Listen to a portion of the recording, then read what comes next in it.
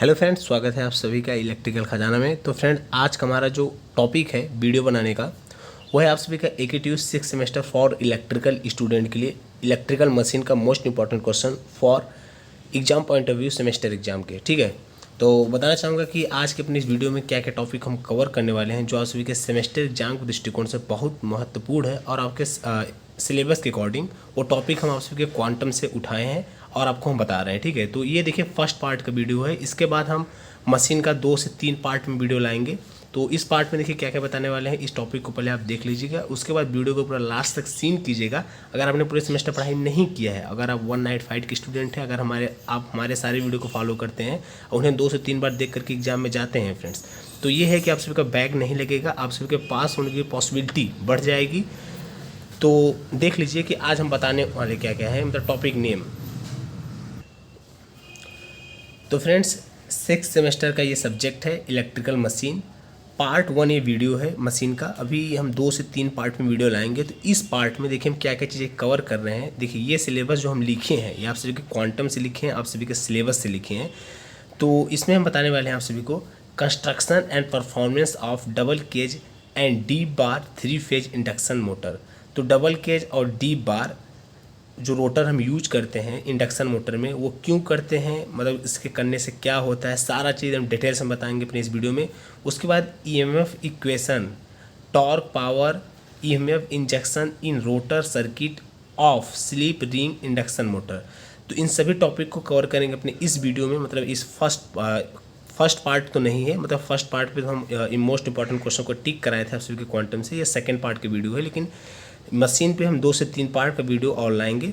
तो बस चैनल को आप लोग सब्सक्राइब कर दीजिएगा, जैसे हमारा नेक्स्ट पार्ट का वीडियो आए वो तुरंत आप तक पहुंच जाए, तुरंत आप तक वो आप देख सकें उसको। ठीक है, तो फ्रेंड्स स्टार्ट करना चाहेंगे हम। In case of squirrel cage induction motor, तो देखिए एक पहले अपने हिसाब से हम मोटी मोटा थ्योरी बता देते हैं कि जो ये केज टाइप रोटर और double cage type rotor, D bar type rotor का यूज हम क्यों करते हैं। तो आपके मन में क्वेश्चन आना चाहिए कि क्यों करते हैं। तो फ्रेंड बताना चाहूँगा, इसका यूज हम इंडक्शन मोटर के स्टार्टिंग टॉर्क को बढ़ाने के लिए करते हैं। मतलब इंडक्शन मोटर का जो स्टार्टिंग टॉर्क हो उसको हाई करने के लिए हम D bar rotor, double cage type rotor का यूज करते हैं। ठीक है, तो नॉर्मली अगर हम थ्योरी बताएं एक डी बार नहीं डबल केज का, तो आप नॉर्मली एक बार ऐसे सुन लीजिएगा, बाकी हम लाइन बाय लाइन अभी पढ़ेंगे तो वो चीज़ें हम डिटेल से समझा देंगे। तो अगर हो सकता है अभी बोलने से ना समझ में आए तो फिर डिटेल से हम लाइन बाय लाइन जो भी चीज़ें हमारी नोट्स है ये आप सबके सामने है, इस चीज़ों को हम रीड करेंगे, उसके बाद स्टेप बाय स्टेप सारा चीज़ समझाएंगे, तब हो सकता है आपको समझ में आ जाए। लेकिन एक बार आप ऐसे ही सुन लीजिए नॉर्मली। तो देखिए जब डबल केज रोटर जो होता है इसका पर्पज़ ये होता है कि इंडक्शन मोटर के स्टार्टिंग टॉर्क को हाई कर देना। तो सभी जानते हैं कि टॉर्क कैसे हाई होगा, जब आप सभी की स्टार्टिंग करेंट किसी हाई रेजिस्टेंस के सर्किट से फ्लो करेगी तो उसका जो टॉर्क है वो हाई हो जाएगा। ये सभी पढ़े होंगे, उम्मीद करते हैं। जो मशीन फर्स्ट था पीछे वाले सेमेस्टर में उसमें ये चीज़ें पढ़े होंगे आप लोग कि जब आपके करंट इंडक्शन मोटर में हाई रेजिस्टेंस के सर्किट्स होकर के प्रभावित करती है तो आप सभी का स्टार्टिंग टॉर्क की वैल्यू बढ़ जाता है। आप देखे होंगे टॉर्क और स्लिप कैरेक्टरिस्टिक्स में वहाँ पे जब आप रेजिस्टेंस ऐड करते थे तो स्टार्टिंग टॉर्क की वैल्यू बढ़ जाती थी, बाकी टी मैक्स जो होता था वो सेम मिलता था, बस ये होता था कि कम स्पीड पे ही मिल जाता था। ठीक है, तो इसमें क्या करना है कि डबल केज का जो यूज करेंगे, तो देखिए इसमें क्या करता है, 2 केज होते हैं, एक इनर केज एक आउटर केज। तो जो आउटर केज होता है वो ऐसे मटेरियल से बनाए जाते हैं जिनका रेजिस्टेंस हाई होता है, और जो इनर केज होता है वो कॉपर का बनाया जाता है, और आउटर केज जो होता है वो ब्रॉस वगैरह का बनाया जाता है। तो होता है क्या है, स्टार्टिंग में जब हम इंडक्शन मोटर को सप्लाई देते हैं तो इसमें फ्लक्स लिंक करता है। तो फ्लक्स लिंक किस में ज़्यादा करेगा, इनर केज में ज़्यादा करता है, क्योंकि वो पास होता है रोटर के। ठीक है, सबसे ज़्यादा पास होता है केंद्र के, तो उसकी वजह से उसमें फ्लक्स लिंकेज ज़्यादा हो रहा है। तो मतलब एल की वैल्यू, मतलब इंडक्टेंस की वैल्यू ज़्यादा होगा, इंडक्टेंस वैल्यू ज़्यादा होने के कारण एक्सएल की वैल्यू ज़्यादा हो जाती है, एक्सएल की वैल्यू ज़्यादा होने के कारण इक्विवेलेंट इम्पीडेंस की वैल्यू ज़्यादा हो जाती है। तो आप सभी जानते हैं जो आप सबकी करंट है वह लो इम्पीडेंस वाले सर्किट्स होकर के प्रभावित करती है। तो इस केस में होता क्या है कि आप सभी का जो आउटर केज है वो लो इम्पीडेंस वाला सर्किट प्रोवाइड करता है। तो इससे और लेकिन आप जानते हैं जो आउटर केज है वो हाई रेजिस्टेंस मटेरियल का बना है। तो इसमें जब आउटर केज होकर के करंट प्रवाहित होने लगेगी तो होगा क्या कि आप सभी के इंडक्शन मोटर को हाई रेजिस्टेंस वाला सर्किट मिल गया है इस समय, तो वो हाई स्टार्टिंग टॉर्क दे देगा। लेकिन प्रॉब्लम ये है कि इसमें देखिए लॉसेस ज़्यादा होगा, इफिशिएंसी इसकी घट जाएगी क्योंकि ये हाई रेजिस्टेंस से प्रभावित होगा तो I²R की वैल्यू ज़्यादा आएगी। तो अब आपका पर्पज़ क्या था कि आप सभी को स्टार्टिंग में हाई टॉर्क जनरेट कराना, तो हाई टॉर्क आपने जनरेट करा लिया हाई रेजिस्टेंस के सर्किट से करंट को फ्लो करा करके। तो अब क्या होगा, जब ये रनिंग कंडीशन में चला जाएगा तो रनिंग कंडीशन में सभी जानते हैं स्लीप की जो वैल्यू होती है वह 0.2% से लेकर के 5% मतलब बहुत कम हो जाती है। तो एक प्रकार से आप नेगलेक्ट समझ सकते हैं। मतलब अगर रनिंग कंडीशन में आप एक्सएल की वैल्यू एल की वैल्यू जब लिखेंगे तो उसमें स्लीप का मल्टीप्लिकेशन फ्रीक्वेंसी में स्लीप का मल्टीप्लिकेशन हो जाता है। और सभी जानते हैं एक्सएल बराबर होता है 2πfl। तो एक्सएल की वैल्यू मतलब इंडक्टिव रिएक्टेंस की वैल्यू नेगलेक्ट हो जाती है, जिसकी वजह से आप यहाँ पे फिर जब कंसीडर करेंगे इम्पीडेंस तो वह आउटर केज और इनर केज दोनों का इम्पीडेंस लगभग इक्वल आ जाता है। जो आप सबकी करंट है वो लगभग पूरे सर्कल्स होकर के प्रभावित होने लगती है।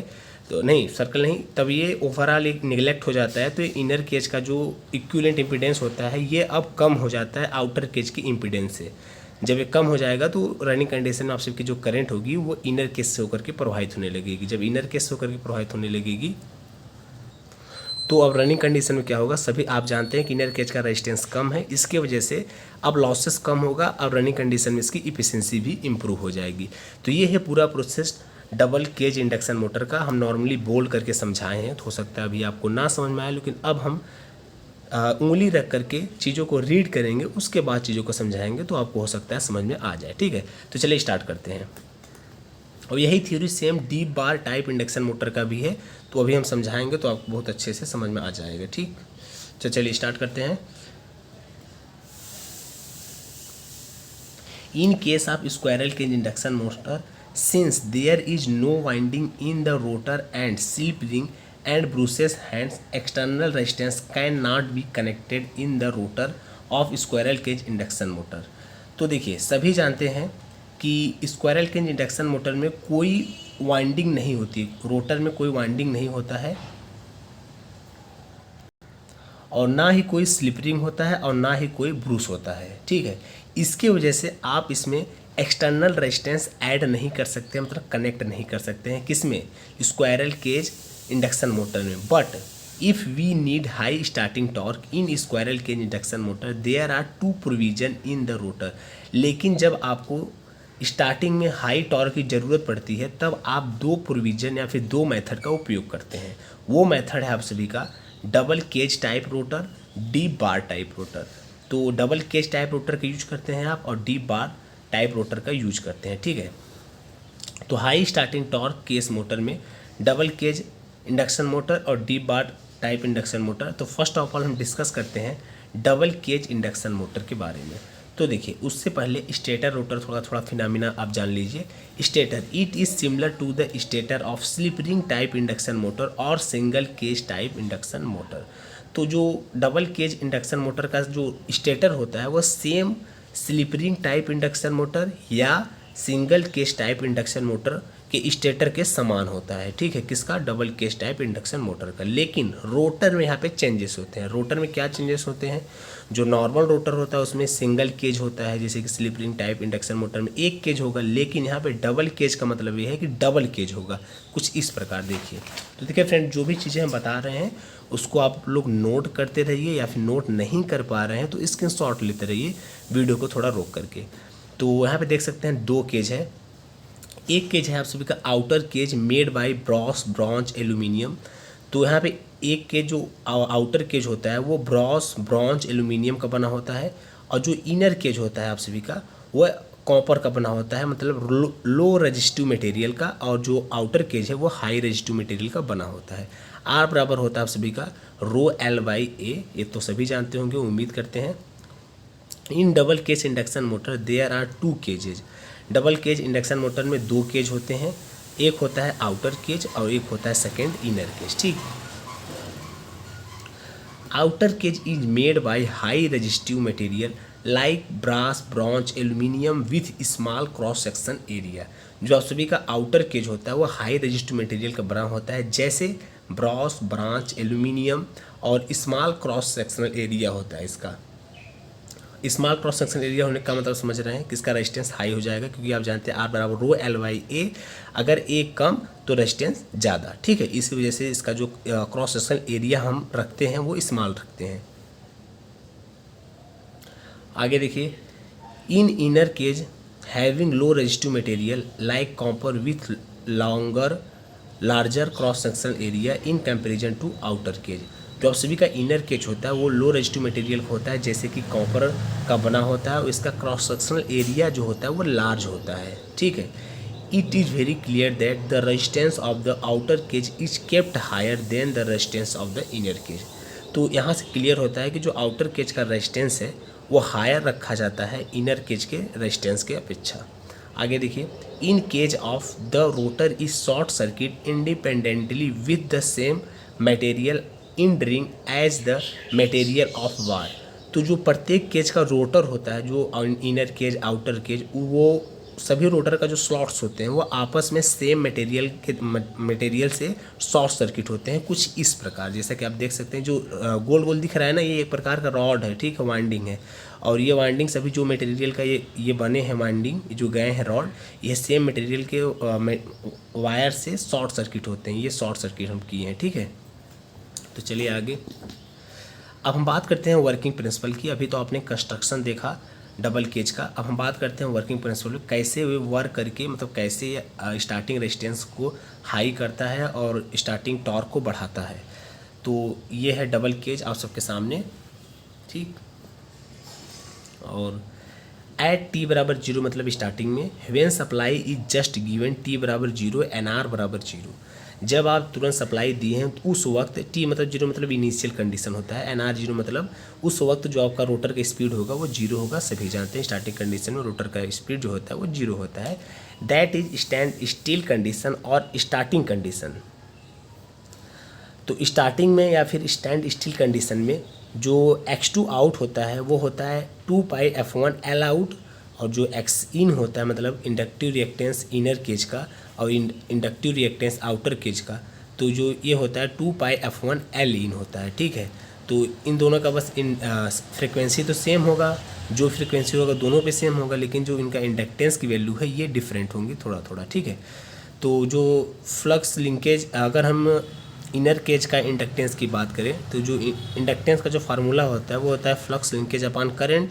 तो इनर केज में फ्लक्स लिंकेज ज़्यादा होगा क्योंकि वो सेंटर के सबसे पास है, तो फ्लक्स लिंकेज ज़्यादा तो इंडक्टेंस भी ज़्यादा। इंडक्टेंस जब ज़्यादा तो आप जानते हैं XL बराबर 2 पाई FL।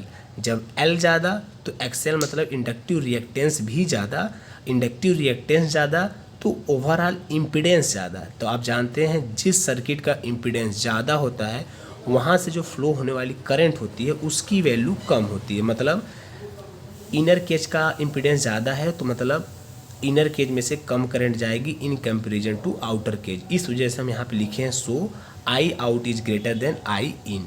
तो फ्रेंड्स, उम्मीद करते हैं आप इतना समझ चुके होंगे और हमारा साथ दीजिएगा वीडियो के लास्ट तक। और चैनल को सब्सक्राइब नहीं किया है फ्रेंड्स तो चैनल को सब्सक्राइब कर लीजिएगा, ताकि आप सभी के 6th सेमेस्टर से रिलेटेड इसी प्रकार वीडियो मिलता रहे।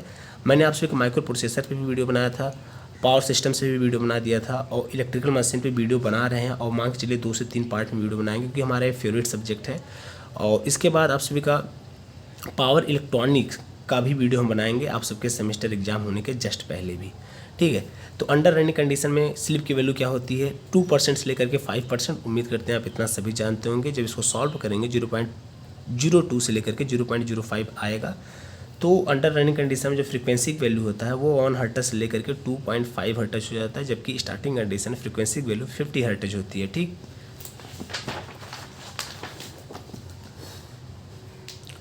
तो Z आउट बराबर हो जाएगा R2 out plus JX2 out, और Z इन मतलब इम्पीडेंस इनर केज का R2 इन प्लस JX2 इन। ठीक है, तो reactance under running condition is negligible in comparison to resistance because slip is very high. तो अंडर रनिंग कंडीशन में जो reactance होता है वो नेग्लिजिबल होता है in comparison to resistance because slip is very negligible. तो देखिए, पर इस यहाँ आने से पहले थोड़ा हम यहाँ पे कुछ चीज़ समझाना चाहेंगे। देखिए, आपका जो पर्पज़ क्या था कि हाई स्टार्टिंग टॉर्क प्राप्त करना इनिशियल कंडीशन में, तो देखिए आपने यहाँ पे प्राप्त कर लिया। हो सकता है आप ना समझे हो, तो आपको हम समझा रहे हैं कैसे आपने प्राप्त कर लिया। आप सभी जानते हैं इंडक्शन मोटर में जब आपकी स्टार्टिंग करंट जब हाई रेजिस्टेंस के सर्किट से होकर के प्रवाहित होती है, तो उस वक्त स्टार्टिंग टॉर्क जो होता है उसकी वैल्यू बढ़ जाती है। तो आपने देखिए आउटर केज का रेजिस्टेंस ज़्यादा रखा था, ठीक है, तो आपने आउटर केज में जो फ्लो होने वाली करंट है उसकी वैल्यू आई नॉट ज़्यादा हो गई, मतलब सारी जो करंट है वो आउटर केज से होकर के प्रवाहित होने लगी, मतलब हाई रेजिस्टेंस सर्किट से होकर के प्रवाहित होने लगी। तो आपको स्टार्टिंग में हाई टॉर्क मिल गया, ठीक। अब आपका क्या हो रहा है, मतलब आपका जो पर्पस था वो पूरा हो गया। और लेकिन इस कंडीशन में होता क्या है कि हाई रेजिस्टेंस के टॉर्क से भी जा रहा है इनिशियल में, तो आपका लॉसेस अब ज़्यादा होगा तो इफिशिएंसी कम आएगी। लेकिन अब इफिशिएंसी को इम्प्रूव करने के लिए या रनिंग कंडीशन में ऑटोमेटिक इफिशिएंसी इम्प्रूव हो जाएगी। कैसे? रनिंग कंडीशन में आप जानते हैं स्लिप की वैल्यू बहुत कम हो जाती है। स्लिप की वैल्यू कम होने के कारण फ्रीक्वेंसी की वैल्यू कम हो जाएगी 1 हर्ट्ज से लेकर के 2.5 हर्ट्ज। इसकी वजह से इंडक्टिव रिएक्टेंस की वैल्यू कम हो जाएगी, एक्सएल की वैल्यू कम हो जाएगी, मतलब नेगलेक्ट है, आप उसको समझ सकते हैं। उसकी वजह से ओवरऑल जेड की जो वैल्यू है, इम्पीडेंस की वैल्यू, उसकी वैल्यू कम हो जाएगी। और जो आउटर केस से होकर के करंट फ्लो कर रही थी, अब आपका वो इनर केस से होकर के फ्लो करने लगी। इनर केस से फ्लो होने करने का मतलब क्या है कि लो रजिस्टिव सर्किट से होकर के फ्लो होने लगेगी, ठीक। तो हो गया क्या, अब आपके जो लॉसेस वहाँ पे ज़्यादा हो रहा था आउटर केज के सर्किट्स होकर फ्लो होने पर करंट की, तो अब इनर केज मतलब कम रेजिस्टेंस है, तो आपका एफिशिएंसी अब मतलब लॉसेस कम होगा, एफिशिएंसी इंप्रूव हो जाएगी, मतलब एफिशिएंसी अच्छी हो जाएगी, ठीक। तो उम्मीद करते हैं फ्रेंड्स आप समझ चुके होंगे। यही चीज़ हम लिखे हैं अपने भाषा में कि एफ़ की वैल्यू कम तो रिएक्टेंस की वैल्यू कम, तो वही लिखे हैं कि reactance under running condition is negligible in comparison to resistance because slip is very negligible. Under running condition में क्या हो जाएगा, Z2 आउट बराबर R2 out plus JX2 out, Z in क्या हो जाएगा R in plus JX in. तो आप सभी जानते हैं R आउट की वैल्यू ज़्यादा होती है R इन से, it means that under running condition Z out की वैल्यू ज़्यादा हो जाएगा Z इन से। Under running condition current will passes through the inner cage, hence the efficiency will not be affected, ठीक। जो अभी एफिशिएंसी पुअर हो गई थी आउटर केज में फ्लो होने के कारण स्टार्टिंग में, लेकिन रनिंग कंडीशन में फ्रीक्वेंसी के कम होने के कारण, मतलब सॉरी स्लिप के कम होने के कारण फ्रीक्वेंसी की वैल्यू कम हो गई, फ्रीक्वेंसी वैल्यू कम होने के कारण इंडक्टिव रिएक्टेंस की वैल्यू कम हो गई, नेग्लिजिबल हो गई। इसकी वजह से ओवरऑल इंपीडेंस की वैल्यू कम हो गई। अब वो जो करंट आउटर केज में फ्लो कर रही थी स्टार्टिंग में, अब वो इनर केज से होकर के फ्लो करने लगेगी। और आप जानते हैं इनर केज का जो रेजिस्टेंस है इसकी वैल्यू कम होती है। अब यहाँ पर लॉसेस कम होगा, जब लॉसेस कम होगा फ्रेंड्स तो आप सभी की इफिशिएंसी इंप्रूव हो जाएगी ऑटोमेटिकली। तो ये पूरा देखिए हम डिस्कस कर डाले हैं डबल केज इंडक्शन मोटर का। तो उम्मीद करते हैं आपको डबल केज इंडक्शन मोटर का फिनोमिना समझ में आ चुका होगा। अब हम बढ़ते हैं डीप बार टाइप रोटर की तरफ। और डीप बार स्टार्ट करने से पहले थोड़ी सी बातें और बताना चाहूँगा इससे रिलेटेड, जो सभी के एग्जाम पॉइंट ऑफ व्यू से महत्वपूर्ण है। ये क्वेश्चन पूछा भी जा सकता है। Comparison between single cage induction motor और डबल केज इंडक्शन मोटर। आपको कंपैरिजन करना है सिंगल केज इंडक्शन मोटर में और डबल केज इंडक्शन मोटर में। तो ये तो न्यूमेरिकली है सारा चीज़, लेकिन हम आप सबको थ्योरेटिकली बताएंगे जो आप सबको एग्जाम में अच्छे से लिखे और कॉपी भरे, पेज भरे और आप सबको नंबर मिले, ठीक है। Comparison between single cage and double cage induction motor. तो यहाँ पे बहुत सारे कंपैरिजन हम नोट करके रखे हैं, तो एक एक कंपैरिजन बताएंगे, उस चीज़ों को समझाएंगे। Double cage induction motor having high starting torque than single cage induction motor. तो डबल केज इंडक्शन मोटर जो होता है वो उसका जो स्टार्टिंग टॉर्क होता है वो ज़्यादा होता है in comparison to single cage induction motor, ठीक। Second point, double cage induction motor having lower efficiency than single cage induction motor. जो डबल केज इंडक्शन मोटर होता है उसकी इफिशिएंसी जो होती है वो लोअर मतलब कम होती है in comparison to single cage induction motor, ठीक। Because in double cage induction motor the rotor current is flowing through the high resistance rotor bar. क्योंकि डबल केज इंडक्शन मोटर में जो रोटर करंट होती है वो फ्लो करती है high resistance rotor बार, मतलब रोटर सर्किट पर, मतलब आउटर केज पर। इस वजह से इसकी जो एफिशिएंसी होती है वो कम होती है क्योंकि इसका लॉसेस ज़्यादा होता है। जस्ट अभी पीछे हम सारा यही चीज़ समझाए हैं, ठीक है। तीसरा point, the cost of double cage induction motor is normally 22 से लेकर के 30%, मतलब 22 to 30% higher than the cost of single cage induction motor. जो डबल केज इंडक्शन मोटर है इसका जो कॉस्ट होता है वो ज़्यादा होता है in comparison to single cage induction motor, क्योंकि उस वहाँ पे यार आप डबल केज यूज कर रहे हो, आप ज़्यादा मटेरियल यूज कर रहे हो, यहाँ पे सिंगल केज यूज कर रहे हो, तो ऑटोमेटिक है कि डबल केज इंडक्शन मोटर का जो कॉस्ट है वो ज़्यादा हो जाएगा 22 से लेकर के 30%, ठीक है, in comparison to single cage induction motor. चौथा point, the starting current of double cage induction motor is lower than the starting current of single cage induction motor. तो जो स्टार्टिंग करंट होती है वो डबल केज इंडक्शन मोटर का कम होता है, किससे? Starting current of single cage induction motor से, ठीक। That's why the double cage induction motor may be started direct online starter. इसी वजह से आप डबल केज इंडक्शन मोटर को डायरेक्ट ऑनलाइन स्टार्टर से भी चला सकते हैं, क्योंकि इसका जो स्टार्टिंग करंट की वैल्यू होती है वो कम होती है in comparison to single cage induction motor.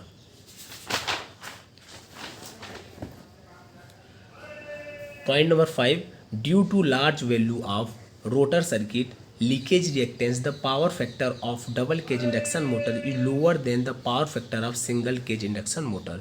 तो डबल केज इंडक्शन मोटर का जो पावर फैक्टर होता है वह सिंगल केज इंडक्शन मोटर के पावर फैक्टर से कम होता है। किस वजह से? Due to large value of rotor circuit leakage reactance the power.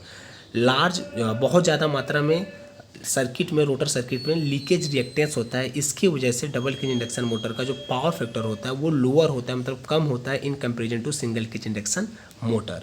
तो चलिए फ्रेंड्स, उम्मीद इतना आपको समझ में आ चुका होगा। ये जो चीज़ हम लिखे हैं ये न्यूमेरिकली यहाँ पे प्रूव किए हैं कि कैसे होगा। तो आप जानते हैं cos फाइव मतलब पावर फैक्टर बराबर R/Z। तो R/Z मतलब होता है R + jX। X होता है लीकेज रिएक्टेंस बराबर होता है 2πfL।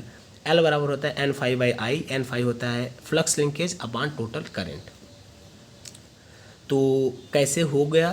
तो लीकेज रिएक्टेंस जहाँ ज़्यादा होगा तो ओवरऑल cos फाइव की वैल्यू कम हो जाएगी, वही चीज़ हम यहाँ पे लिखे हैं, ठीक।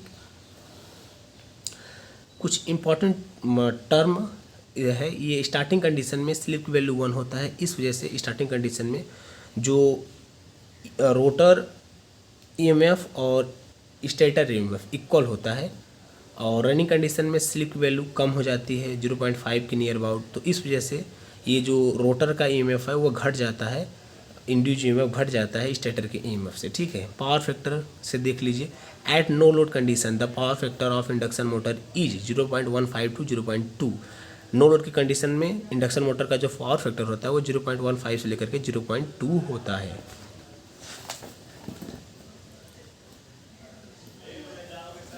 चलिए आगे friends, at full load condition the power factor of induction motor increase up to 0.75 to 0.8 of induction motor.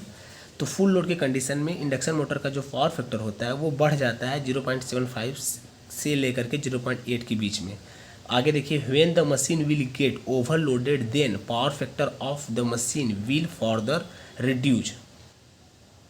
जब आप सभी का इंडक्शन मोटर ओवरलोडेड हो जाता है तो उस कंडीशन में जो आप सभी का इंडक्शन मोटर का पावर फैक्टर होता है वो पहले की अपेक्षा रिड्यूज हो जाता है, मतलब कम हो जाता है, ठीक। तो पावर फैक्टर का फार्मूला होता है cos ∅2 बराबर R2/Z2S।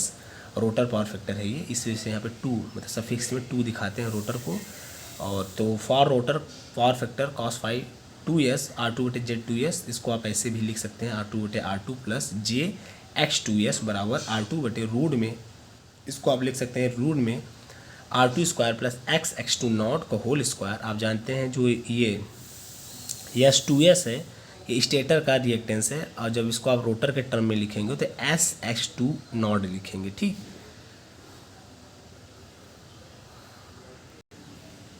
तो आगे देखिए, at no load condition the rotor speed NR बराबर NS and the slip of machine will be very negligible. तो इंडक्शन मोटर जब नो लोड पे होती है तब उसका जो स्टेटर स्पीड होता है वो रोटर स्पीड के इक्वल होता है, इस वजह से जो स्लिप वैल्यू होती है वो 0 होती है, क्योंकि स्लिप बराबर क्या होता है NS - NR/NS। तो जो घट करके 0 हो जाएगा ओवरऑल। तो आप जब सभी जानते हैं, कभी जस्ट हम ऊपर बताएं कि पावर फैक्टर का जो फार्मूला होता है वो होता है R2/रूट में R2² प्लस SX2 का होल स्क्वायर। जब स्लिप वैल्यू 0 हो जाएगी तो ओवरऑल जो आपसी का पावर फैक्टर है ये यहाँ पे 0 तो R2 स्क्वायर है तो एक R2 हो जाएगा, R2 से कट करके एक हो जाएगा। तो एक मतलब पावर फैक्टर की वैल्यू सबसे ज़्यादा highest. It mean that at no load condition the power factor of the rotor is better under when load on machine increase to full load the slip will increase and if the slip will increase X two not increase and cos power factor decrease. ठीक, जब slip value बढ़ेगी तो slip का power factor का value घटेगा, और जब slip value घटेगी तो पावर फैक्टर की वैल्यू क्या होगा, बढ़ेगा। इनवर्सली प्रोपोर्शनल होता है, एकदम याद करके रखिएगा और एग्जाम में एकदम छाप दीजिएगा। ठीक है, यहाँ पर आगे देखिए, and power factor of the rotor eight full load will decrease, वही चीज़ लिखे हैं अभी जस्ट जो पीछे बोले हैं। By selecting resistance and reactance of the outer and inner cage a big range of torque slip characteristics can be obtain with double cage induction motor that is not possible in case of single cage induction motor. तो यहाँ पे कह रहा है कि double cage induction motor में आप resistance और रिएक्टेंस को सेलेक्ट कर सकते हैं केज को लगा करके, तो उससे आप डिसाइड कर सकते हैं ए big range of torque slip characteristics decide कर सकते हैं, लेकिन यही फिनोमिना आप सिंगल केज इंडक्शन मोटर में अप्लाई नहीं कर सकते हैं। ठीक, तो चलिए ये ओवरऑल आप सभी का एकदम अच्छे से डबल केज इंडक्शन मोटर का पूरी चीज़ एक एक पार्ट हम ख़त्म कर चुके हैं। अब हम बढ़ते हैं डी बार टाइप रोटर की तरफ। ठीक है, तो ये तो बता ही दिए थे कि जो इनर केज है कॉपर का, outer cage brass bronze aluminium का, और ये तो चलिए ये तो पढ़ने के लिए डायग्राम है। और बाकी जो रियल डायग्राम होता है वो कुछ इस प्रकार का होता है। ठीक, कंस्ट्रक्शन जो होता है कुछ इस प्रकार का होता है। ये देखिए हमने लिखा है outer cage conductor having small cross section area. Small cross section area होगा तो आउटर केज का जो रेजिस्टेंस है वो ज़्यादा होगा R=L/A से, और इनर केज का जो क्रॉस सेक्शन एरिया होता है वो ज़्यादा बनाया जाता है, ताकि इसलिए देखिए क्रॉस सेक्शन एरिया ज़्यादा बनाने से रेजिस्टेंस की वैल्यू कम आएगी। तो ये मतलब ये रियल होता है, बाकी पढ़ने के लिए ये ऊपर वाला डायग्राम है। जब आप इंडस्ट्री में फिर कहीं जाएंगे एक्चुअल में देखेंगे तो आपको डायग्राम कुछ इस प्रकार के दिखेगा। ठीक है, रिलेक्टेंस बराबर होता है S=L/μA, इसका यूनिट होता है 1/हेनरी। परमियंस जो होता है वो रिलेक्टेंस का अपोजिट होता है। ये आउट ऑफ सिलेबस है, ये नॉर्मली हम अपने लिए लिखे हैं कुल मिलाकर के। ठीक है, आगे देखिए, the construction between the cage is kept narrow to increase the leakage inductance of the inner cage. However, without construction, the stator mutual flux did not properly link with inner cage. The inner cage consists of normal cross-sectional bars separated by the outer cage bars by a slot construction that runs longitudinal parallel to the shaft axial. Due to that, leakage reactance of the inner cage increases. तो ये construction वगैरह के बारे में दिया हुआ है। चलिए हम बढ़ते हैं हम आगे, और अब हम आ चुके हैं D bar type induction motor में। तो चलिए D bar type induction motor start करते हैं। लेकिन यहाँ पे फिर एक बात कहना चाहेंगे फ्रेंड्स, अगर आपने चैनल को अभी तक सब्सक्राइब नहीं किया है तो तुरंत ही चैनल को सब्सक्राइब कर दीजिएगा, ताकि मैं मोटिवेट रह सकूँ आप सबके लिए ऐसे ही हर सब्जेक्ट पे 2-2 से 3-3 वीडियो लाता रहूँ। और एक बात और कहना चाहेंगे, कमेंट करके जरूर बताइएगा कि कैसा वीडियो लगा, अच्छा लग रहा है कि नहीं, समझ में आ रहा है कि नहीं। और आपको कोई टॉपिक पढ़नी हो मशीन से आपके इस सेमेस्टर में जो हम नहीं बता पा रहे हैं तो आप बता दीजिएगा, उस पर भी हम वीडियो अलग से बना देंगे। ठीक है, तो D bar type induction motor का चलिए एक बार हम अपने मन से डायरेक्टली, जैसे इसका डबल केज का बताए थे, इसका भी बता देते हैं, उसके बाद फिर लाइनिंग बाय लाइनिंग समझाएंगे। तो देखिए इसमें क्या होता है, D bar type induction motor में जो नॉर्मली आप सबके इंडक्शन मोटर में कंडक्टर या फिर बार या रॉड जो यूज की जाते हैं रोटर में वो ऐसा होता है नॉर्मल। लेकिन D bar type induction motor में जो यूज होने वाला रॉड है, बार है, उसका स्ट्रक्चर कुछ इस प्रकार का होता है। ठीक है, अब ऐसा होता है वो तो ठीक है, लेकिन इसमें भी क्या होता है कि ऐसे ऐसे कटिंग होते हैं, मतलब अलग अलग मटेरियल के, ये भी आपस में नहीं सेम मटेरियल के बने होते हैं, लेकिन आपस में ऐसे ऐसे कटे होते हैं। ठीक है, और इनका रेजिस्टेंस का वैल्यू सबका इक्वल रहता है। तो यहाँ पे देखिए खेल क्या होता है कि आपका जो टारगेट क्या है, हाई स्टार्टिंग टॉर्क प्राप्त करना। हाई स्टार्टिंग टॉर्क प्राप्त कैसे होगा, जब आप स्टार्टिंग करंट को हाई रेजिस्टेंस के सर्किट से फ्लो कराएंगे।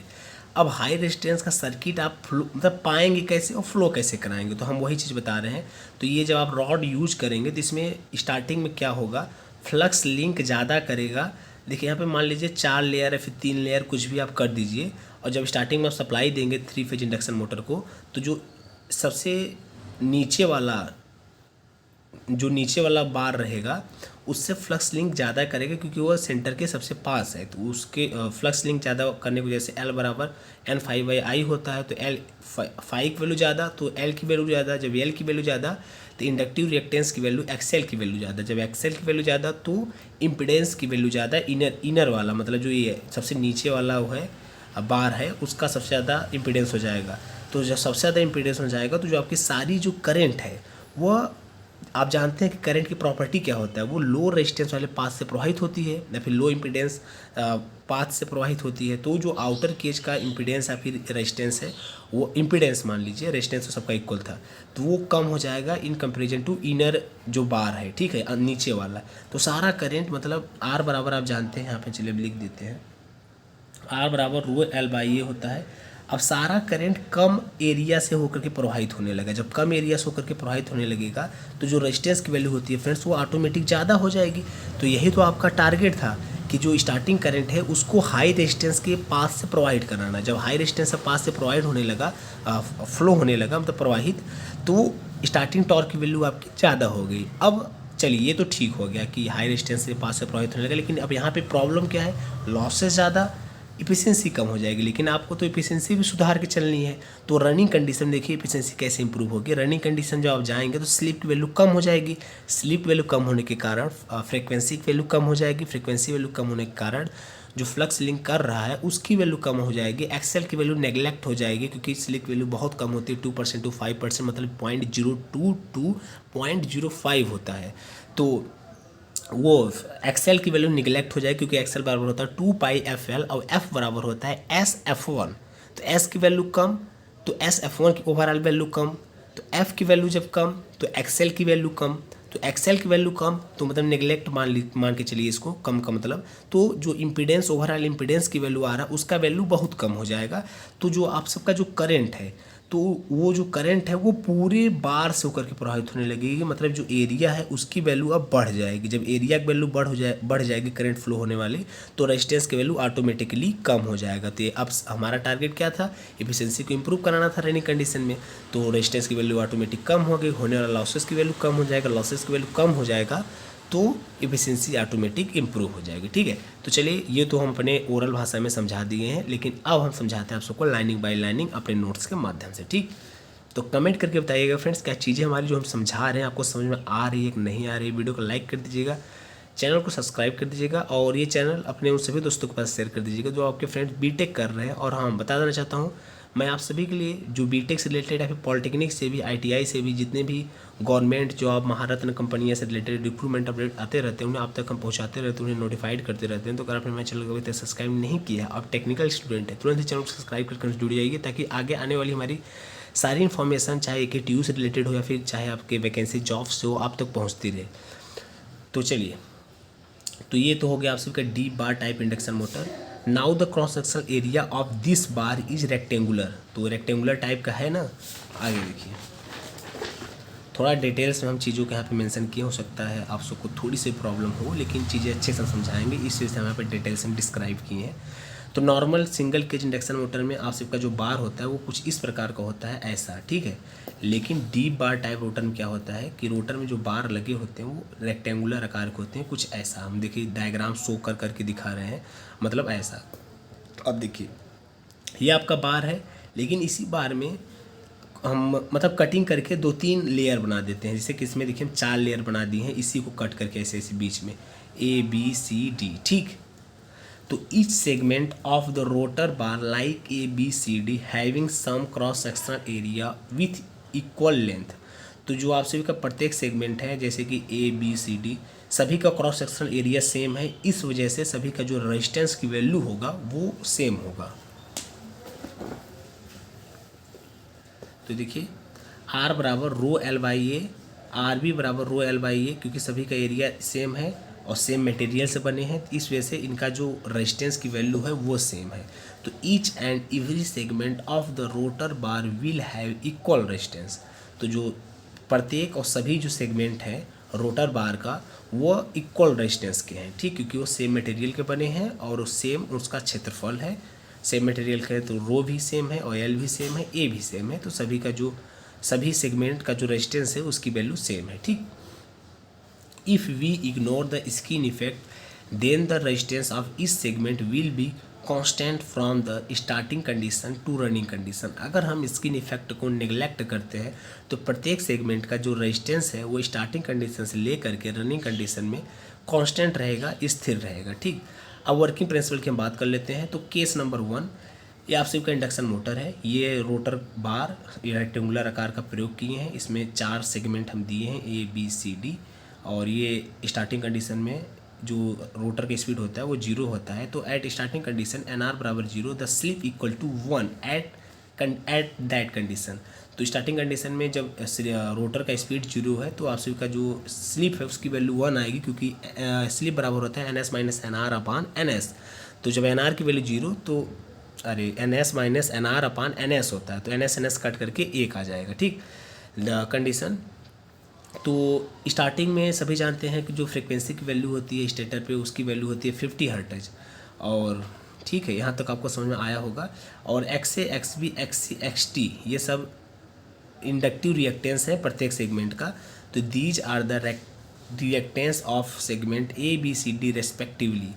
और LA LB LC LD ये सभी सेगमेंट का इंडक्टेंस है। ठीक, तो अगर हम XA XB XC XD का फार्मूला लिखें तो 2 पाई FRL ये किसी भी इंडक्टिव रिएक्टेंस का फार्मूला है। तो ये प्रत्येक सेगमेंट का फार्मूला है 2 पाई F1 LA 2 पाई F1 LB, XC बराबर 2 पाई F1 LC, XD बराबर 2 पाई F1 LD। Highest flux linkage will occur in A and lowest flux linkage will occur in D। तो जो आपसे का फ्लक्स लिंकेज है वो सबसे ज़्यादा ये A वाले सेगमेंट से लिंक करेगा, क्योंकि A वाला सेगमेंट सेंटर के सबसे पास है। और सबसे कम किस में लिंक करेगा? D वाले में करेगा, क्योंकि D यहाँ नहीं दिख रहा होगा ना आपको। हाँ, D जो है जो सेंटर से सबसे दूर है, इस वजह से इसमें सबसे कम फ्लक्स लिंक करेगा। और A में सबसे ज़्यादा फ्लक्स लिंक करेगा, क्योंकि A सेंटर के सबसे पास है। अब देखिए इससे होगा क्या कि जब A में सबसे ज़्यादा लिंक करेगा तो LA की वैल्यू सबसे ज़्यादा होगी। जब LA की वैल्यू सबसे ज़्यादा तो XA की वैल्यू सबसे ज़्यादा। जब XA की वैल्यू सबसे ज़्यादा तो इस सेगमेंट का इम्पीडेंस की वैल्यू सबसे ज़्यादा हो जाएगी। तो जो सबसे ज़्यादा हो जाएगी तो करंट का ये प्रॉपर्टी है वो लो इम्पीडेंस पाथ प्रोवाइड मतलब फॉलो करती है। तो ये इधर से मतलब कम एरिया से होकर के प्रभावित होने लगेगी। जब कम एरिया से होकर के प्रभावित होने लगेगी तो R बराबर रो L बाई A से एक वैल्यू कम तो स्टार्टिंग रेजिस्टेंस की वैल्यू ज़्यादा। जब स्टार्टिंग रेजिस्टेंस की वैल्यू ज़्यादा तो आप यही ना चाहते थे कि स्टार्टिंग में जो करंट है वो हाई रेजिस्टेंस वाले पास से प्रवाहित हो। तो अब हाई रेजिस्टेंस वाले पास से प्रवाहित होने लगी तो इससे स्टार्टिंग टॉर्क की वैल्यू बढ़ जाएगी। यही आपका टारगेट था। अब स्टार्टिंग टॉर्क तो प्राप्त हो गया, लेकिन प्रॉब्लम क्या आ गई कि आप सबके लॉसेस की वैल्यू बढ़ गई, इफिशिएंसी घट गई। तो अब आपको रनिंग कंडीशन में लॉसेस की वैल्यू कम करना है और इफिशिएंसी की वैल्यू मतलब सही करना है, इंप्रूव करना है। तो क्या होगा, रनिंग कंडीशन में स्लिप वैल्यू बहुत कम होती है, इसकी वजह से जो फ्लक्स लिंकेज कर रहा है वो अब कम हो जाएगा।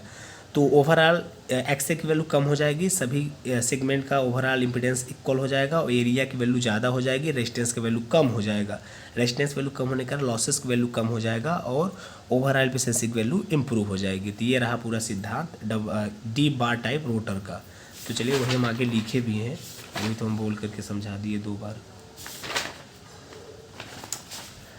चीज़ें देखिए फ्रेंड्स, मशीन का कोई और छोर नहीं है, चीज़ें तो है बहुत कुछ है बताने के लिए, बताते रहेंगे, लेकिन जो सिर्फ एग्जाम पॉइंट ऑफ व्यू से महत्वपूर्ण है सिर्फ उन्हीं को हम कवर करने की कोशिश कर रहे हैं। तो L बराबर होता है फ्लक्स लिंकेज अपन करंट। फ्लक्स लिंकेज ज़्यादा तो इंडक्टेंस की वैल्यू ज़्यादा। तो LA LB LC LD तो ज़्यादा हो जाएगा सबसे LA, फिर LB, फिर LC, फिर LD। तो इसी प्रकार इंडक्टिव रिएक्टेंस की वैल्यू सबसे ज़्यादा है XA XB XC XD। तो इसी प्रकार इम्पिडेंस की वैल्यू सभी जानते हैं RA प्लस JXA, ZB बराबर RB प्लस JXB, ZC बराबर RC प्लस JXC, ZD बराबर RT प्लस JXD। तो सिंस आप जानते हैं RA RB RC RD सभी इक्वल हैं, क्योंकि ये सेम क्रॉस सेक्शन एरिया के थे प्लस सेम मटेरियल के थे और उनकी लंबाई भी सेम थी। लेकिन ये जो इंडक्टिव रिएक्टेंस है ये इसकी वैल्यू सबसे ज़्यादा है, फिर ये है, फिर ये है, फिर ये है। इसकी वजह से आप सभी का ZA की वैल्यू सबसे ज़्यादा, फिर ZB, फिर ZC, फिर ZD मतलब इम्पीडेंस। तो स्टार्टिंग कंडीशन में क्या होगा कि जो सारी करंट है वो लगभग इस वाले लेयर्स होकर के प्रभावित होगी। तो वही चीज़ हम लिखे हैं जो भी बोल रहे थे, 2 बार चिल्ला चुके हैं। R बराबर रो L बाई A से जब करंट पूरे क्रॉस सेक्शन एरिया में बहती है तब रेजिस्टेंस का मान क्या होता है, कम हो जाता है। लेकिन यहाँ पे कहाँ, बट यहाँ पर स्टार्टिंग कंडीशन में रोटर की धारा नीचे के सारे लेयर को छोड़ करके डी वाले लेयर में से होकर के फ्लो कर जाता है due to low reactance impedance path. इससे पूरे रोटर का कंडक्टर का रेजिस्टेंस बढ़ जाता है, क्योंकि जब पूरे से होकर के फ्लो करता है तो आर की वैल्यू कम हो जाता है रो एल बाई ए से। देखिए वही सब जो हम बोले थे वही सारा चीज़ लिखे हैं, ठीक है। तो बट ओनली डी वाले सेक्शन से फ्लो करने से, जब स्टार्टिंग में ओनली वन डी से फ्लो कर रहा था, मतलब स्मॉल एरिया से फ्लो कर रहा था, उस वक्त रेजिस्टेंस की वैल्यू ज़्यादा थी। रेजिस्टेंस की वैल्यू ज़्यादा होने के कारण टॉर्क की वैल्यू ज़्यादा मिल गई, स्टार्टिंग टॉर्क ज़्यादा हो गया तथा स्टार्टिंग कंडीशन में रेजिस्टेंस बढ़ाने के कारण स्टार्टिंग टॉर्क भी बढ़ जाता है, ठीक। तो वही लिखे हैं, it means that the starting condition the rotor current passes through the high rotor resistance path because the effective resistance of the rotor will increase, hence the starting torque will increase. वही चीज़ लिखे हैं कि आपका target ही था कि starting current को high resistance से पास से प्रोवाइड कराना। तो वही लिखे, it means that starting condition the rotor current passes through the high rotor resistance pass because the effective resistance of the rotor will increase, hence the starting torque will increase. इतना तो आप समझ चुके होंगे, कब से यही चीज़ समझा रहे हैं, ठीक। तो आगे देखिए case number 2, under running condition. तो under running condition the slip of the machine become 2% to 5%। तो अंडर रनिंग कंडीशन में जो स्लीप वैल्यू होता है वह 2% से लेकर के 5%, मतलब 0.02 से लेकर के 0.05 के बीच में हो जाता है। इसके वजह से rotor frequency will become 1 hertz से लेकर के 2.5 हर्ट्ज हो जाती है, मतलब वेरी स्मॉल फ्रिक्वेंसी हो जाती है ABCD, ठीक। तो इसके वजह से अब ये रोटर फ्रिक्वेंसी कम हो गई तो XA XB XC XD जो है लगभग नेगलेक्ट हो जाएगा, और सभी लेयर का जो रेजिस्टेंस है ये ख़त्म हो जाएगा, मतलब जीरो, या आप कट कर दीजिए, बचेगा RA RB RC RD, और सभी का जो रेजिस्टेंस होता है वो लगभग इक्वल होता है। तो मतलब सभी लेयर का जब सेगमेंट का रेजिस्टेंस इक्वल हो गया तो सभी सेगमेंट्स होकर के समान करंट फ्लो होने लगेगी। तो मतलब एरिया की वैल्यू बढ़ गया तो आर की वैल्यू क्या हो जाएगा, घट जाएगा। वो देखिए यहाँ पे लिखे हैं XA XB XC XD running condition में बहुत कम होता है, तो हम इसे नेगलेक्ट भी कर सकते हैं, ठीक। देखिए जो क्रॉस हम लिखे हैं ना ब्लैक कलर से, ये मतलब नेगलेक्ट किए हैं। तो बचेगा ZA ZB ZC ZD। It means that it is very clear that under running condition the impedance of each layer is almost equal, hence the current will uniformly distributed to the each layer of the rotor bar। R बराबर rho L by ए से area की value जब बढ़ जाएगी तो resistance की value automatically घट जाएगी, क्योंकि सभी का जो रेजिस्टेंस है वो इक्वल हो गया है। अब जो करंट है रनिंग कंडीशन में सभी लेयर में से होकर के प्रवाहित होने लगी है, तो ओवरऑल एरिया की वैल्यू बढ़ गया तो रेजिस्टेंस की वैल्यू घट गया। तो इससे क्या होगा, देखिए, hence under the running condition the rotor bar offer small resistance to the rotor. तो रनिंग कंडीशन में रोटर का जो रेजिस्टेंस है वो घट गया। Since under running condition the effective resistance of the rotor is reduce, hence the rotor copper loss will reduce and efficiency under running condition will become better. तो resistance के कम होने से अब आपका जो कॉपर लॉसेस ज़्यादा हो रहा था अब उसकी वैल्यू रिड्यूस हो जाएगी, और आपका इफिशिएंसी अंडर रनिंग कंडीशन में विल बिकम बेटर, मतलब अच्छा हो जाएगा, ठीक। तो यही चीज़ हम कब से समझा रहे थे, तो उम्मीद करते हैं आपको इतना समझ में आ चुका होगा। यहाँ पे कुछ इंपॉर्टेंट चीज़ है कि इंडक्शन मोटर में जनरेटिंग एक्शन क्या होता है, मोटरिंग एक्शन क्या होता है। तो बताना चाहूँगा फ्रेंड्स, इंडक्शन मोटर की स्लिप की वैल्यू जब 0 से लेकर के 1 के बीच में होता है तो मोटरिंग मोड कहलाता है। इस कंडीशन में हमेशा NR की वैल्यू NS की वैल्यू से कम होता है, मतलब रोटर स्पीड स्टेटर के फ्लक्स का जो स्पीड है उससे कम होता है, और जो हमेशा स्लिप की वैल्यू निकल के आती है वो आती है निगेटिव में, नहीं फ्रेंड्स माफ़ कीजिएगा, पॉजिटिव में आती है मोटरिंग मोड में। लेकिन अब यही जनरेटिंग मोड होता है तो निगेटिव में आता है। देखिए कुछ इस प्रकार, यहाँ पे equivalent circuit of induction motor refer to stator side. ये स्टेटर मोटर का इंडक्शन मोटर का जो ओवरऑल इक्विवेलेंट सर्किट है। तो ये लोड है R2-1-S/S, एक सब कैसे है, ये स्टार्टिंग का ही चीज़ है, और लगभग आप जो इससे पीछे वाला मशीन था उसमें आप पढ़े होंगे R2-X2 E1 E2 RC XM R1 X1 I1 V1। तो ये हमारा टारगेट नहीं है। तो आपको हम बताने वाले हैं कि मोटरिंग मोड में आप सबका जो स्लिप वैल्यू होता है वो पॉजिटिव आता है, 1 से लेकर के 0 के बीच में रहता है। और जनरेटिंग मोड में जो आपका स्लिप होता है वो उसमें क्या होता है कि NR की वैल्यू ज़्यादा हो जाती है NS से, और आपका जो स्लिप की वैल्यू होता है वो निगेटिव आने लगता है, ठीक। आगे कुछ स्पीड कंट्रोल है, तो शायद ये आपके सिलेबस में है कि नहीं है, ये थोड़ा श्योर नहीं है। खैर आप देख लीजिए। Speed control of induction motor, तो सभी जानते हैं स्लिप बराबर होता है N S minus N R upon N S. तो N S minus N R बराबर होता है एस एन एस, ये मल्टीप्लिकेशन हो जाएगा इधर, ठीक।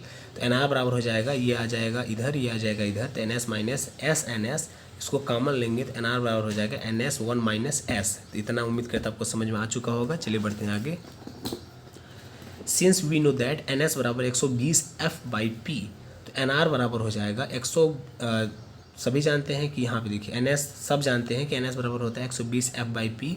अभी एन आर का फार्मूला आप क्या निकाले थे, एन आर बराबर N S one minus S. तो एन एस बराबर क्या अभी जस्ट आप लिखे हैं 120 एफ बाई पी, तो वही यहाँ पे पुट कर दीजिए, ठीक। जब आप वही पुट करेंगे एन आर बराबर 120 एफ बाई पी, तो वन माइनस एस हो जाएगा। देखिए ये ओवरऑल क्या है, 3 फेज इंडक्शन मोटर के रोटर का स्पीड का फार्मूला निकल के आ गया है, ठीक।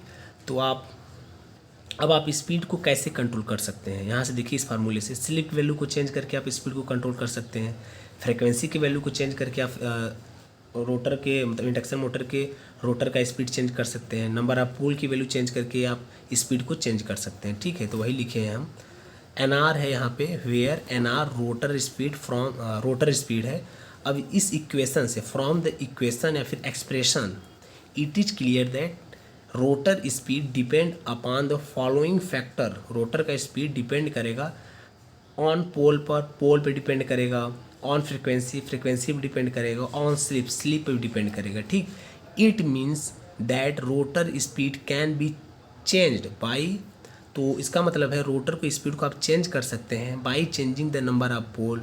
नंबर ऑफ पोल को चेंज करके रोटर की स्पीड आप चेंज कर सकते हैं। By changing the frequency, frequency को चेंज करके आप रोटर की स्पीड को चेंज कर सकते हैं। By changing the slip, slip value को चेंज करके आप रोटर की स्पीड को चेंज कर सकते हैं, ठीक। अब देखिए इसी में टाइप्स है। ये जो बाई चेंजिंग द स्लिप है, ये 4 प्रकार का होता है। By slip power control, by stator voltage control, by V by F control, या फिर इसी को कहते हैं वोल्ट हर्टज कंट्रोल, या फिर इसी को कहते हैं कांस्टेंट फ्लक्स कंट्रोल। और एक टाइप है रोटर रेजिस्टेंस कंट्रोल। तो आपका जो ये होता है बाई स्लिप पावर कंट्रोल, ये 2 टाइप का होता है, बाई कैस्केडिंग या फिर टेंडम कंट्रोल, और एक होता है बाई इंजेक्टेड वोल्टेज कंट्रोल। तो देखिए अब इन चीज़ों को तो हम डिटेल से नहीं बता सकते हैं, जितना हमसे हो पाया है लगभग इस वीडियो में उतना हम बता दे रहे हैं, क्योंकि बहुत चीज़ों को कवर करना है, एक ही वीडियो पर बनाना नहीं है। एक टॉपिक वगैरह, एक टॉपिक पे एक वीडियो बनाना होता है तो हम डिटेल्स में हर चीज़ों को चर्चा करते, लेकिन यहाँ पे तो हम 4-5 टॉपिक को एक वीडियो में कवर कर रहे हैं। अब खैर मशीन का भी नेक्स्ट वीडियो भी आएगा, तब तक के लिए चैनल को सब्सक्राइब कर लीजिएगा, जैसे हमारा नेक्स्ट वीडियो है वो आप तक पहुँच जाए। लेकिन उससे पहले हम टॉर्क का भी इक्वेशन थोड़ा डिराइव करना चाहते हैं, उसको भी बताना चाहते हैं, क्योंकि स्टार्टिंग में जो हम यहाँ पर लिखे थे लगभग ये सब सारा चीज़ हो चुका है, ठीक है। ये थोड़ा टॉर्क पावर स्लिप लगभग हो चुके हैं, ये सब। ये टॉर्क बचा है, तो टॉर्क को भी थोड़ा हम देख लेते हैं कि स्टार्टिंग टॉर्क कैसे आती है, मैक्सिमम टॉर्क कैसे आता है, ये सब सारा चीज़। थोड़ा फार्मूला भी अगर आपको याद रहेगा एग्जाम में, तो आप अगर नॉर्मली फार्मूला भी लिख देते हैं तो भी आपको अच्छा नंबर मिल जाएगा। खैर हम फार्मूला यहाँ पर लिख के आपको बता देते हैं। टी स्टार्टिंग का फार्मूला होता क्या है। टी स्टार्टिंग का जो फार्मूला होता है के यस E2 नॉट का whole square R2 upon R2 का whole square plus S X2 naught का होल स्क्वायर, जहाँ पे एस स्लिप होता है, X2 नॉट स्टेटर का इंडक्टिव रिएक्टेंस होता है, E2 नॉट स्टेटर का EMF होता है, R2 रोटर का रेजिस्टेंस, ठीक। तो ये कांस्टेंट है ओवरऑल ये स्टार्टिंग टॉर्क का फार्मूला। तो देख लीजिए आप लोग थोड़ा स्टार्टिंग टॉर्क भी।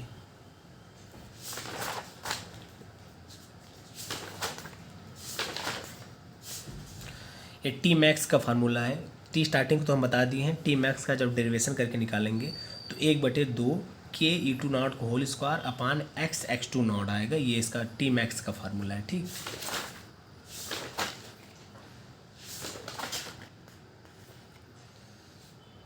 तो देख लीजिए यहाँ पे है डेरिवेशन पूरा। टॉर्क ऑफ इंडक्शन मोटर, ये आप सबका इंडक्शन मोटर है, 3 फेज का सप्लाई आप दे रहे हैं RYB। NS गति से स्टेटर का फ्लक्स रोटेट कर रहा है, NR गति से आपका रोटर स्पीड मतलब रोटर मूव कर रहा है, ठीक है। SCIM, SRIM मतलब होता है slip ring induction motor. Under running condition slip की वैल्यू होता है एस, स्पीड है N R, induced EMF per phase under running condition आप मान रहे हैं E two S, current under running condition है I two S, suppose power factor is cos phi two S, then electrical power in the rotor. तो आप suppose किए, देखिए ये सब सारी चीज़ें आप सपोज किए हैं। Then electrical power in the rotor होता है 3e2s i2s cos 5 2s। तो 3e2s i2s cos 5 2s बराबर होता है electrical power. Electrical power means rotor copper losses. तो रोटर कॉपर लॉसेस बराबर 3e2s i2s cos 5 2s। तो PRC बराबर 3e2s को आप क्या लिख सकते हैं, यस E2 नॉट। I2s को क्या लिख सकते हैं, I2 मतलब करंट है, वोल्टेज अपान रेजिस्टेंस, तो यहाँ पे EMF upon impedance E2s by Z2s। Power factor को आप क्या लिख सकते हैं, R2/Z2s, सभी जानते होंगे। तो रोटर कॉपर लॉस बराबर क्या हो गया, PRC बराबर क्या हो गया 3s E2 not yes E2s R2, यहाँ पे जो ये है R2 स्क्वायर लग रहा है, ठीक है, अपान रूट में R2 square plus X2 naught का होल स्क्वायर हो गया। अब इसी इक्वेशन को आप सॉल्व करेंगे तो PRC बराबर क्या आया था, यह 3s स्क्वायर E2 नॉट का whole square R2 upon R2 square plus X2 naught का होल स्क्वायर। तो PRC बराबर होता है एक, देखिए PRC इतना तो निकल के आ गया, इसको मान लीजिए समीकरण 1, ठीक। लेकिन PRC बराबर होता है air gap power into slip भी होता है। तो air gap power S into PG बराबर PRC। तो PRC आप यहाँ पे भी ये निकालें, इसको मान लीजिए इक्वेशन नंबर 2। तो दोनों को कंपेयर करके इक्वल कर दीजिए। तो यस, अब एयर गैप पावर बराबर होता है ये 2π/ns/t अपान टॉर्क, जहाँ t है 2π/ns/t अपान 60, जहाँ t है टॉर्क। तो यस 2π/ns/t अपान 60, और ये PRC आप निकाल के लाए थे 3s square E2 naught square R2 upon R2 square plus X2 naught का होल स्क्वायर। तो यहाँ पर रख करके इसको कट कीजिए। जब इसको कट करेंगे स्लिप से स्लिप की वैल्यू कट जाएगी, और ये जो t है यहाँ पे t रहेगा, और ये सारा इधर चला जाएगा, ये यहाँ और ये नीचे। तो ये देखिए आ गया 3 × 60 yes X2 naught whole square, यहाँ पे s स्क्वायर था तो एक s इससे कट गया, तो यहाँ पे बचा एक s E2 naught whole square R2 upon 2π/ns, और ये कोष्टक वाला बचा रहेगा R2 square plus X2 naught whole square. इसको आप कुल मिला करके सॉल्व करेंगे, देखिए 360 S E2 naught whole square R2 upon 2π/ns R2 square plus X2 naught का होल स्क्वायर। तो इसको आप ऐसे लिख सकते हैं, इसको 3/60 को नीचे ट्रांसफ़र कर सकते हैं ns/60 से, तो 3/2π/ns ns/60 हो गया। ये सब इसको आप ns लिख सकते हैं, ns/60 को स्मॉल ns लिख सकते हैं RPS में। अभी RPM में था तो अब आप 60 से डिवीजन करके RPS में लिख सकते हैं, रोटेशन पर सेकेंड में। तो X2 naught whole square R2 upon R2 square plus X2 naught को होल स्क्वायर, X2 नॉट को E2 naught square plus R2 upon R2 square plus X2 naught को होल स्क्वायर। तो यहाँ तक आपको समझ में आया होगा डेरिवेशन, उम्मीद करते हैं। आप लिखते रहिए, स्क्रीनशॉट लेते रहिए। देखिए क्या होता है कि एक दो वीडियो में बहुत सारे टॉपिक को कवर करना रहता है, तो हम भी थोड़ा फास्ट अपने हिसाब से चलते हैं। तो अब इसको जो आप सॉल्व करेंगे तो यहाँ पर रख देंगे 3/2π/ns, जहाँ स्पीड इन RPS है, इसका वैल्यू k हो जाता है। तो आप कुल मिलाकर t बराबर k S E2 naught whole square R2 आ जाएगा upon R2 square plus X2 naught का होल स्क्वायर। तो ओवरऑल आप सभी का ये फार्मूला स्टार्टिंग टॉर्क का t स्टार्टिंग टॉर्क का निकल के आ गया, ठीक है।